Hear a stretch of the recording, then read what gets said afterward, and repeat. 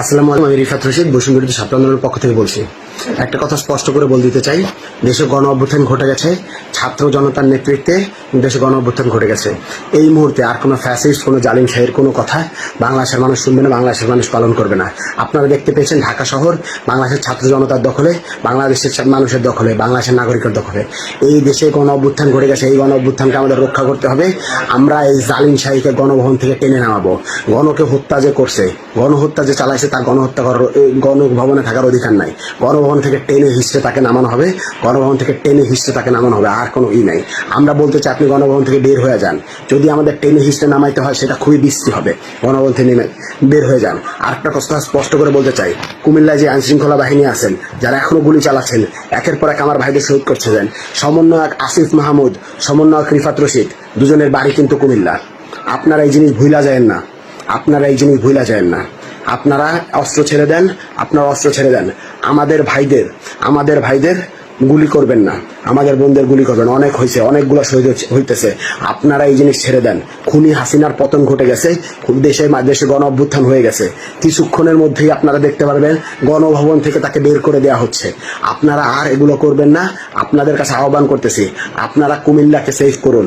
যারা আছেন, যারা কুমিল্লাবাসী যারা আছেন, স্টুডেন্টরা যদি পালাতে চায়, জনতা যদি ওখানের ভিতরে প্রতিরোধ গড়ে তুলুন। কেউ যদি আশ্রয় চায়, আপনারা তাকে আশ্রয় দিন।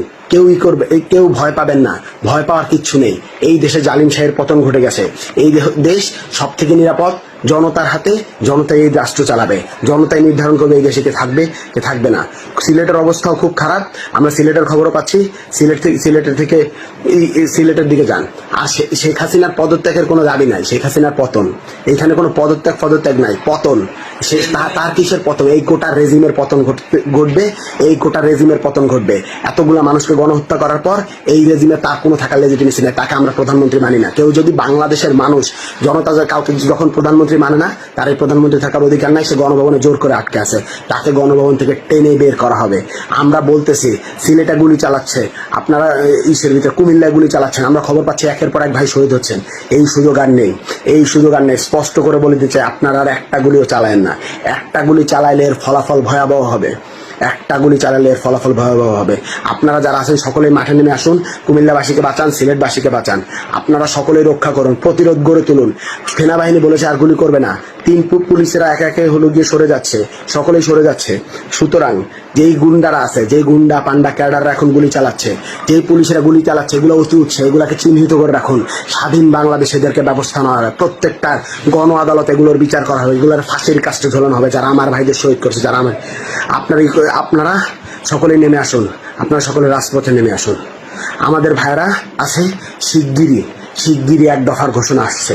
প্রস্তুতি নিন, তৈরি হন। শিগগিরই 1 দফার ঘোষণা আসছে। শহীদ মিনার থেকে শিগগিরই 1 দফার ঘোষণা আসছে। সকলে তৈরি হন।